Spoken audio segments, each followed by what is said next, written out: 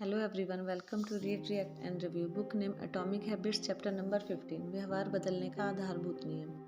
बात 1990 के दशक के उत्तरार्ध की है। स्टीफन लुबी नामक सार्वजनिक स्वास्थ्य कार्यकर्ता ने नेब्रास्का में अपने गृह नगर अमोहा को छोड़ दिया और कराची पाकिस्तान के लिए एक तरफा टिकट खरीद लिया।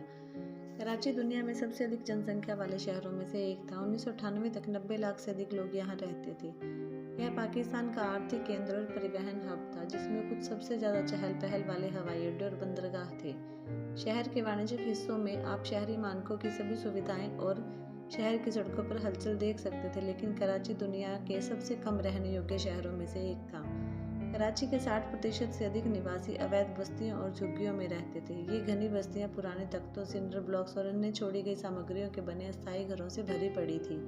न कूड़ा हटाने की व्यवस्था थी, न बिजली का कोई ग्रिड था, न साफ पानी की आपूर्ति थी। जब बरसात नहीं होती थी तो सड़कों पर धूल और कचरा फैला रहता था। बरसात होने पर वे सीवेज के गंदे गड्ढे बन जाते थे। स्थिर पानी के पूल में मच्छर पनपते थे और बच्चे कचरे के बीच खेलते थे। गंदगी के हालात ने बड़े पैमाने पर बीमारियों और रोगों को जन्म दिया। दूषित जल स्रोतों से दस्त, उल्टी और पेट दर्द की समस्याएं होने लगी। वहां रहने वाले लगभग 1/3 बच्चे कुपोषित थे। इतने सारे लोगों के एक साथ बहुत कम स्थान पर होने से वायरस और बैक्टीरिया का संक्रमण तेजी से फैलता था। यह सार्वजनिक स्वास्थ्य संकट था जो स्टीफन लुबी को पाकिस्तान खींच लाया था। लुबी और उनकी टीम ने महसूस किया कि खराब स्वच्छता वाले वातावरण में हाथ धोने की सरल आदत निवासियों के स्वास्थ्य में वास्तविक अंतर ला सकती है। लेकिन उन्हें जल्द ही पता चला कि बहुत से लोग पहले से ही जानते हैं कि हैंड वॉशिंग महत्वपूर्ण है। इसकी जानकारी होने के बावजूद कई रहवासी अव्यवस्थित तरीके से हाथ धोते थे। कुछ लोग तो बस पानी के नीचे हाथ रखकर जल्दी से धो लेते थे, अन्य केवल एक ही हाथ धोते थे। कई लोग भोजन पकाने से पहले हाथ धोना ही भूल जाते थे। हर व्यक्ति ने कहा कि हाथ धोना महत्वपूर्ण है, लेकिन कुछ ही लोगों ने इसे आदत बना रखा था। यहाँ जानकारी न होना समस्या नहीं थी, समस्या उसकी निरंतरता थी। लुबी ने प्रॉक्टर एंड गैम्बल के साथ भागीदारी करके लोगों को सेफगार्ड सोप दिए, जो सामान्य सोप की तुलना में ज़्यादा आनंददायक अनुभव देते थे। पाकिस्तान में सेफगार्ड एक प्रीमियम साबुन था। लुबी ने बताया, अध्ययन में शामिल लोगों ने आमतौर पर उल्लेख किया कि उन्हें यह कितना पसंद आया। साबुन में आसानी से झाग आ जाता था और लोग अपने हाथ झाग से धो सकते थे। इसकी गंध बहुत अच्छी थी। इससे तुरंत हैंड वॉशिंग थोड़ा और अधिक आनंददायक हो गया। लुबी ने कहा, मैं हाथ धोने को व्यवहार परिवर्तन के लक्ष्य के रूप में नहीं, बल्कि आदत अपनाने के रूप में देखता हूँ। लोगों के लिए अपेक्षाकृत उस उत्पाद को अपनाना बहुत आसान होता है जो सुदृढ़ सकारात्मक संवेदी संकेत प्रदान करता है। उदाहरण के लिए टूथपेस्ट में पेपरमिंट का स्वाद। इसकी तुलना में ऐसी आदत को अपनाना मुश्किल होता है जो कोई सुखद संवेदी प्रतिक्रिया प्रदान नहीं करती, जैसे दांत को धागे से साफ करना। प्रॉक्टर एंड गैम्बल की मार्केटिंग टीम ने हैंड वॉशिंग को सकारात्मक अनुभव बनाने की कोशिश करने के बारे में बात की। कुछ महीनों में ही अध्ययन करने वालों को बच्चों की सेहत में एकदम बदलाव दिखाई दिया। डायरिया 52% कम हो गया, निमोनिया 48% घटा, बैक्टीरिया से होने वाला त्वचा का संक्रमण 35% तक घट गया। दीर्घावधि प्रभाव और भी ज़्यादा जोरदार रहे। लुबी ने बताया कि हम फिर से 6 वर्षों बाद कराची के उन्हीं परिवारों में गए। करीब 95% परिवारों में जिन्हें साबुन फ्री में हाथ धोने के लिए दिए गए थे, उनके यहाँ साबुन के साथ वॉशिंग स्टेशन भी था। 5 वर्ष तक उन्हें साबुन नहीं दिया गया था, लेकिन प्रयोग में देखा गया कि वे हाथ धोने की आदत डाल चुके हैं। उन्होंने इसे बनाए रखा था। व्यवहार के बदलाव के चौथे नियम इसे संतोषप्रद बनाए कि यह सशक्त मिसाल थी। जब अनुभव संतोषप्रद होता है तो इस बात की संभावना ज़्यादा होती है कि हम व्यवहार को दोहराएंगे। यह पूरी तरह से तार्किक है। छोटे से छोटा सुखद एहसास, जैसे किसी ऐसे साबुन से हाथ धोना जिसकी न केवल गंध अच्छी हो बल्कि उसमें झाग भी बनता हो। दरअसल यह ऐसे संकेत होते हैं जो दिमाग को बताते हैं कि अच्छा महसूस होता है, इसे फिर से करो। आनंद आपके दिमाग को सिखाता है कि कोई व्यवहार याद रखने और दोहराने के योग्य है। च्युइंगम की कहानी लीजिए। च्युइंगम को 18वीं सदी में बेचा जा रहा था, लेकिन 1891 में जब रिगले ने इसे लॉन्च किया तो दुनिया भर में इसकी आदत बन गई। पुरानी च्युइंगम एक बेस्वाद पदार्थ से बनती थी जिसे चबाया तो जा सकता था, लेकिन स्वादिष्ट नहीं था। रिगले ने इस उद्योग में क्रांति ला दी। उन्होंने स्पेयरमिंट और जूसी फ्रूट के फ्लेवर मिलाए, जिसने उत्पाद को फ्लेवर से भर दिया और उपयोग करने में मज़ा आने लगा। फिर वे एक कदम आगे बढ़े और उन्होंने इसे मुंह साफ करने के लिए बनाया। विज्ञापनों में लोगों को बताया गया, अपने स्वाद को रिफ्रेश करो। स्वादिष्ट स्वाद और ताज़ा मुंह के एहसास ने तत्काल कंपनी को सुदृढ़ बनने के अवसर प्रदान किए और उत्पाद का उपयोग संतोषजनक बना दिया। खपत आसमान छू गई और रिगले दुनिया की सबसे बड़ी च्युइंगम कंपनी बन गई। टूथपेस्ट का मामला भी ऐसा ही था। निर्माताओं को तब बड़ी सफलता मिली जब उन्होंने अपने उत्पादों में स्पीयरमिंट, पेपरमिंट और दालचीनी जैसे स्वाद जोड़े। ये स्वाद टूथपेस्ट की प्रभावशीलता में सुधार नहीं करते, बस मुंह साफ होने का एहसास दिलाते हैं। अपने दांतों को ब्रश करने के अनुभव को अधिक सुखदायक बनाती है। मेरी पत्नी ने वास्तव में सेंसोडाइन का उपयोग बंद कर दिया था क्योंकि उसके बाद का स्वाद उसे पसंद नहीं था। यह पेपरमिंट के स्वाद का शानदार स्वाद एक ब्रांड का उपयोग करने लगी थी जो अधिक संतोषजनक साबित हुआ। इसके विपरीत यदि कोई अनुभव संतोषजनक नहीं है तो हमारे पास इसे दोहराने का कोई कारण नहीं होता।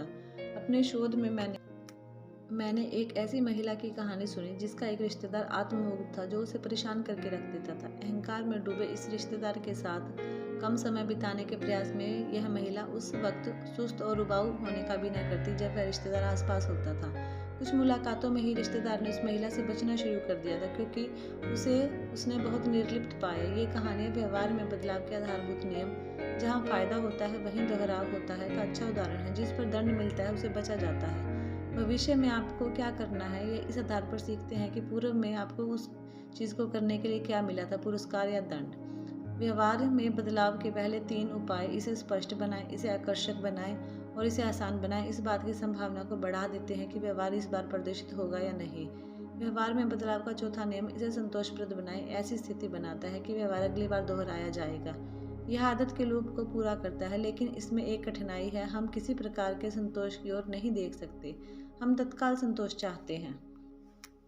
तात्कालिक और विलंबित पुरस्कारों में असंतुलन। कल्पना कीजिए कि आप अफ्रीका में मैदानों में घूमने वाले जानवर हैं, जैसे जिराफ या हाथी या शेर।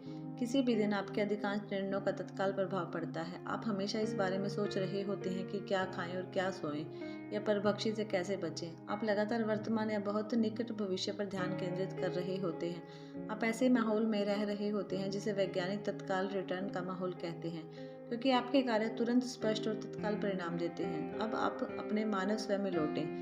आधुनिक समाज में आज आपके द्वारा उठाए गए कई विकल्प आपको तुरंत लाभ नहीं देते। यदि आप ऑफिस में अच्छा काम करते हैं तो आपको कुछ हफ्तों के बाद वेतन मिलता है। यदि आप आज व्यायाम करते हैं तो शायद आप अगले वर्ष तक अधिक वजन वाले नहीं होंगे। यदि आप अभी पैसा बचाते हैं तो शायद अब से दशकों बाद सेवानिवृत्ति पर आपके पास पर्याप्त धनराशि होगी। आप ऐसे माहौल में रहते हैं जिसे वैज्ञानिक विलंबित रिटर्न वाला वातावरण कहते हैं, क्योंकि इच्छित परिणामों से पहले आप वर्षों तक काम करते हैं। मानव का दिमाग विलंबित वातावरण में जीवन के लिए विकसित नहीं हुआ है। आधुनिक मनुष्यों के प्राचीनतम अवशेष, जिन्हें होमो सेपियंस के रूप में जाना जाता है, लगभग 200,000 वर्ष पुराने हैं। ये पहले इंसान थे जिनका दिमाग अपेक्षाकृत हमारे जैसा ही था, विशेष रूप से मस्तिष्क के सबसे नए हिस्से और भाषा जैसे उच्च कार्यों के लिए जिम्मेदार हिस्से। नियोकॉर्टेक्स का आकार आज से 2 लाख साल पहले भी वैसा ही था जैसा आज है। आप इसे पाषाणकालीन पूर्वजों के समान हार्डवेयर के साथ घूम रहे हैं। मात्र 500 वर्ष पहले या इसके आसपास समाज विलंबित रिटर्न के माहौल की ओर बढ़ गया। दिमाग की आयु की तुलना में आधुनिक समाज नया है। पिछले 100 वर्ष में हमने कार, विमान, TV, personal computer, internet, smartphone और बियॉन्स के उदय को देखा है। हाल ही के वर्षों में दुनिया में बहुत बदलाव आया है, लेकिन मानवीय स्वभाव बहुत कम बदला है। अफ्रीकी घास के मैदानों के अन्य जानवरों के समान हमारे पूर्वजों ने भी गंभीर खतरों के जवाब देते हुए दिन बिताए हैं, जैसे अगले वक्त का भोजन जुटाना और तूफानों से बचने के लिए आश्रय खोजना। यहाँ तत्काल संतुष्टि को ज़्यादा महत्व देने के मूल्य को समझा जाता है। दूर भविष्य का कम महत्व होता है और तत्काल रिटर्न के माहौल में हजारों पीढ़ियों के बाद हमारे दिमाग लंबी अवधि की बजाय त्वरित लाभ पसंद करने के लिए विकसित हुए हैं। व्यवहार के अर्थशास्त्री इस प्रवृत्ति को समय की असंगतता बताते हैं। इसका मतलब यह है कि जिस तरीके से आपका मस्तिष्क हर वक्त असंगत तरह के पुरस्कारों का मूल्यांकन करता रहता है, आमतौर पर यह प्रवृत्ति हमें अच्छी लगती है। एक पुरस्कार जो अभी निश्चित है उसका आमतौर पर उससे अधिक मूल्य होता है जो कि सिर्फ भविष्य संभव। लेकिन कभी कभी तत्काल संतुष्टि की ओर हमारा पूर्वाग्रह भी समस्याओं का कारण बनता है। कोई व्यक्ति धूम्रपान क्यों करता है जबकि लोगों को पता है कि फेफड़ों का कैंसर होने का खतरा बढ़ता है। कोई ज़्यादा खाता है जबकि लोग जानते हैं कि मोटापे के जोखिम को बढ़ाता है।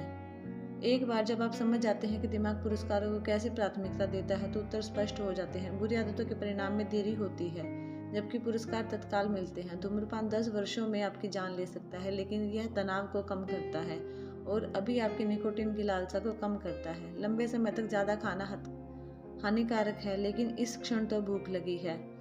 रोग और संक्रमण दिन या सप्ताह, यहाँ तक कि वर्षों तक कोई दिखाई नहीं देते। समय के साथ हर आदत एक साथ परिणामों को जन्म देती है। दुर्भाग्य से इन परिणामों को अक्सर गलत पंक्तिबद्ध किया जाता है। हमारी बुरी आदतों के तत्काल परिणाम आमतौर पर अच्छा एहसास कराते हैं, लेकिन अंतिम परिणाम बुरा एहसास कराते हैं। अच्छी आदतों के साथ यह उल्टा होता है। तात्कालिक परिणाम आनंददायक नहीं होते, लेकिन अंतिम परिणाम अच्छा एहसास कराते हैं। फ्रांसीसी अर्थशास्त्री ने समस्या को स्पष्ट रूप से समझाया है। उन्होंने लिखा कि यह लगभग हमेशा होता है कि जब तत्काल परिणाम अनुकूल होता है तो बाद के परिणाम विनाशकारी होते हैं, और इसके विपरीत भी होता है। अक्सर एक आदत का फल जितना मीठा होता है उतना ही कड़वा उसके बाद के फल होते हैं। दूसरे शब्दों में, अच्छी आदतों की कीमत वर्तमान में निहित होती है, बुरी आदतों की कीमत भविष्य में छिपी होती है। वर्तमान क्षण को प्राथमिकता देने की दिमाग की प्रवृत्ति का मतलब है कि आप अच्छे इरादों पर का भरोसा नहीं कर सकते। जब आप वजन कम करने के लिए एक किताब लिखने या एक भाषा सीखने की योजना बनाते हैं तो आप वास्तव में अपने भविष्य के लिए योजनाएं बनाए रहे होते हैं।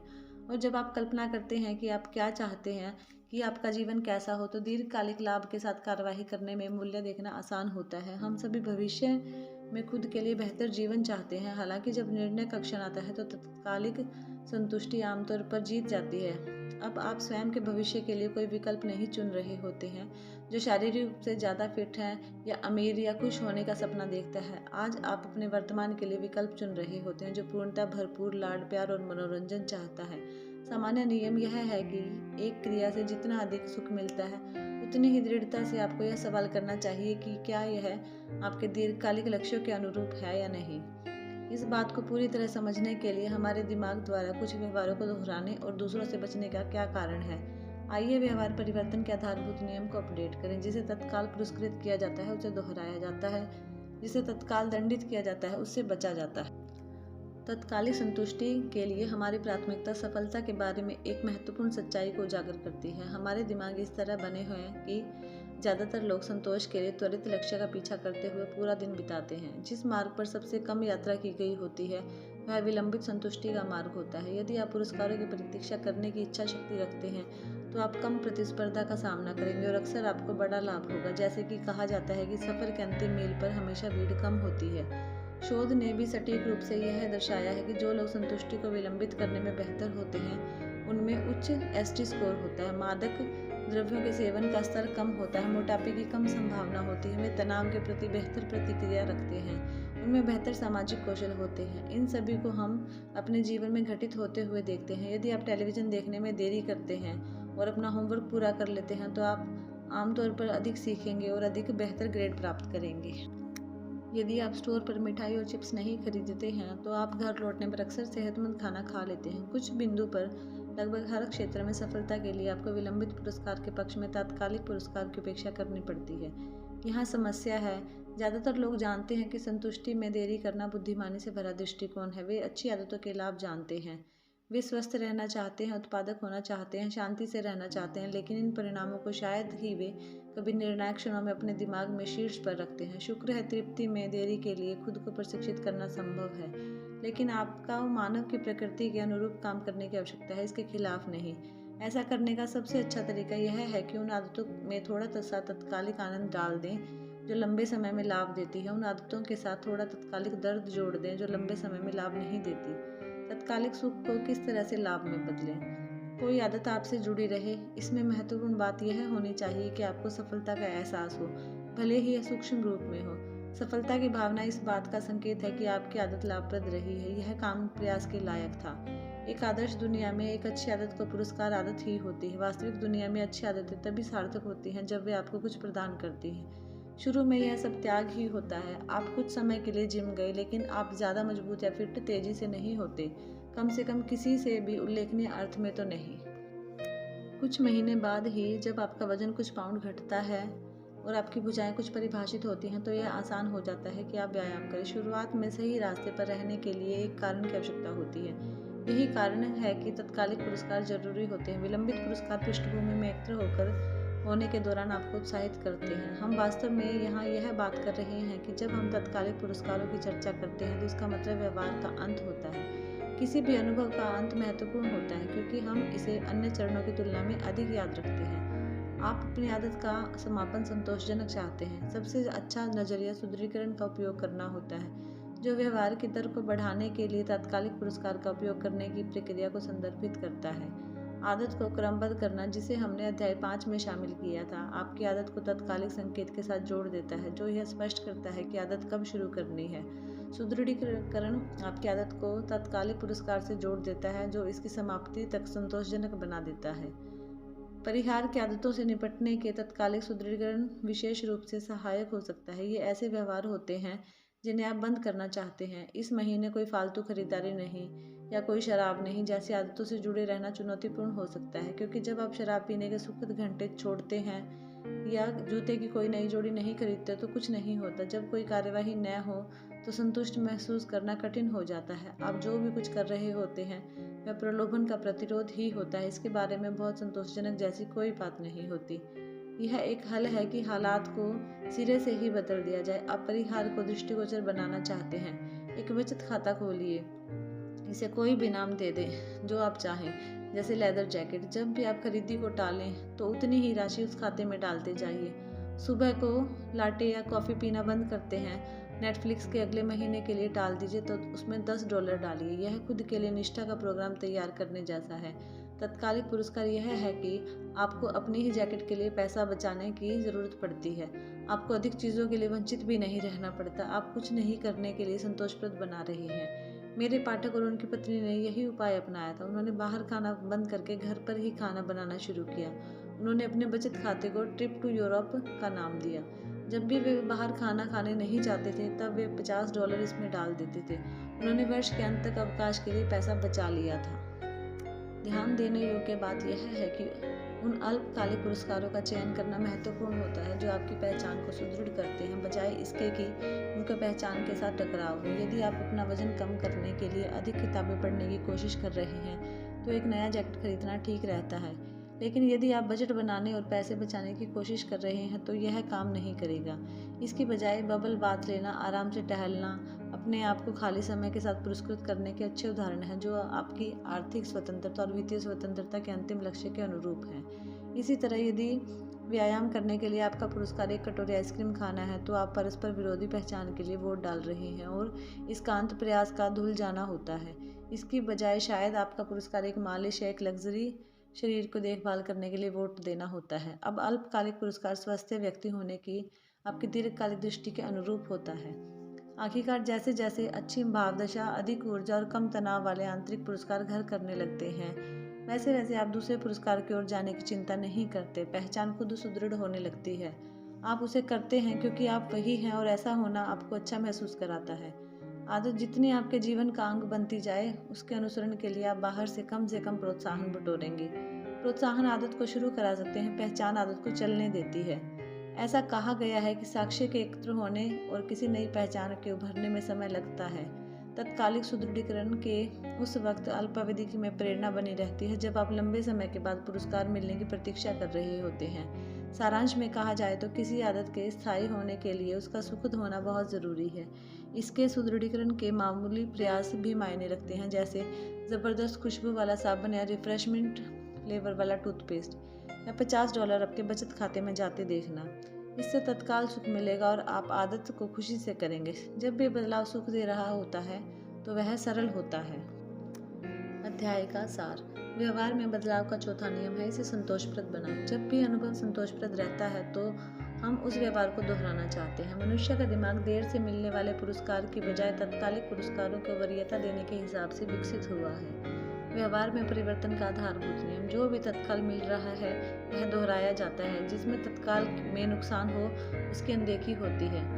यदि किसी आदत को बनाए रखना है तो आपको तत्काल कुछ सफलता चाहिए, भले ही वह मामूली हो। व्यवहार में बदलाव के पहले 3 नियम, इसे स्पष्ट बनाएं, इसे आकर्षक बनाएं और इसे आसान बनाएं। इनसे इस बात की संभावना बन जाती है कि कोई व्यवहार इस बार अपनाया ही जाएगा। व्यवहार में बदलाव का चौथा नियम है, इसे संतोषप्रद बनाएं, जिससे इस बात की संभावना बढ़ जाती है कि यह व्यवहार अगली बार दोहराया जाएगा। Thank you. वीडियो में बने रहने के लिए। पूरी ऑडियो बुक सुनने के लिए हमारे चैनल को सब्सक्राइब करें। यदि प्रयास अच्छा लगा हो तो लाइक करें, कमेंट